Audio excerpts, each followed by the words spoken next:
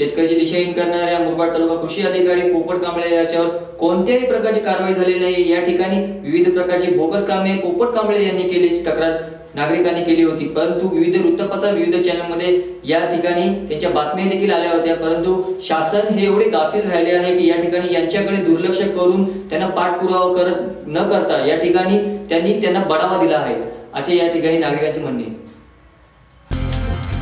गेली अनेक वर्षे मुरबाड तालुक्यातील शेतकरी कृषी योजनेपासून वंचितच आहेत। शेती व्यवसाय अनगतीकडे चालला असताना शासनाच्या विविध योजना राबवणाऱ्या मुरबाड तालुका कृषी कार्यालयात ठेकेदारी भ्रष्टाचार पारदर्शिता अजूनही कायम आहे। शासनाच्या विविध योजना आल्या, लघुपाट विभागात जलसंधारणाची कामे कोटी, त्याचा एकही आत्मा योजना पोपट कांबळे सारख्या अधिकाऱ्यांनी खोटे दस्तऐवज बनवून कोटी रुपये हडप केले।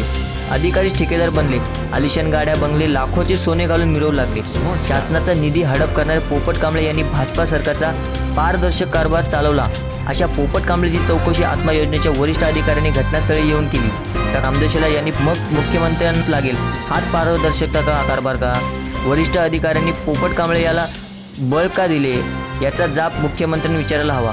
आत्मा योजनेची चौकशी झाली, अधिकारी आले, मॅनेज झाले। अशा भ्रष्टाचारी पोपट कांबळेची पाठीशी घालणाऱ्या अधिकाऱ्यांवर, त्यांना भ्रष्टाचार करण्यास बळ देणाऱ्या कल्याण उपविभागीय कृषी अधिकारी, ठाणे कृषी विभाग अधिकारी, कोकण विषयक अधिकारी यांच्यावर कारवाई करावी, तरच पारदर्शकता समजू, असा सवाल ज्येष्ठ पत्रकार नामदेव शेलार यांनी केला।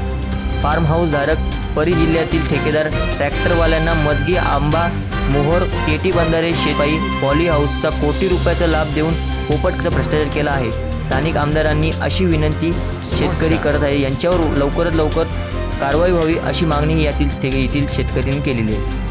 ब्युरो रिपोर्ट, युवा महाराष्ट्र लाईव्ह, मुरबाड।